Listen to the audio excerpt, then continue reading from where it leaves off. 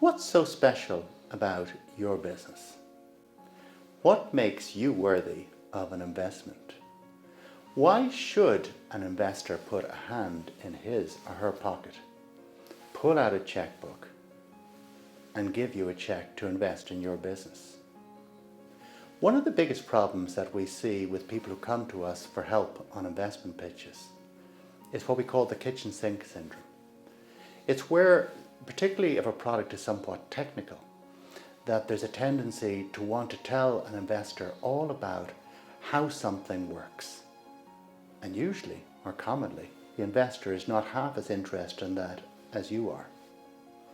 Here's what an investor really wants to know. There are three things. Firstly, what is your big idea? The big idea has to be about what problems can you solve? Who cares?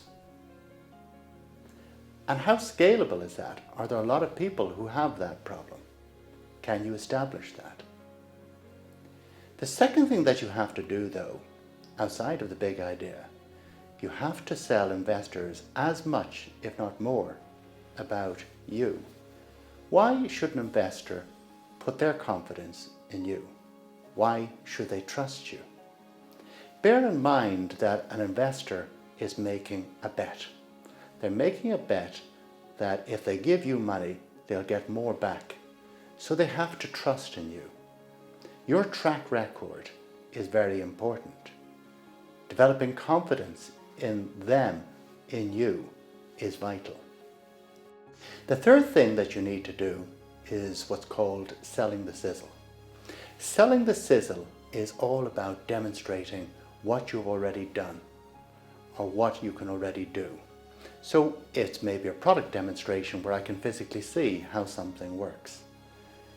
Maybe you've already got a certain number of customers on board, a certain number of inquiries. What proof can you give to investors that whatever you say can happen in your business case is already happening? One in the bag is often worth two in the bush.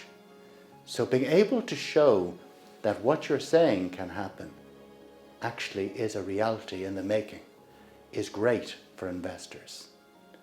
And don't worry too much about how much you're going to have to charge somebody to come in and buy shares in your company.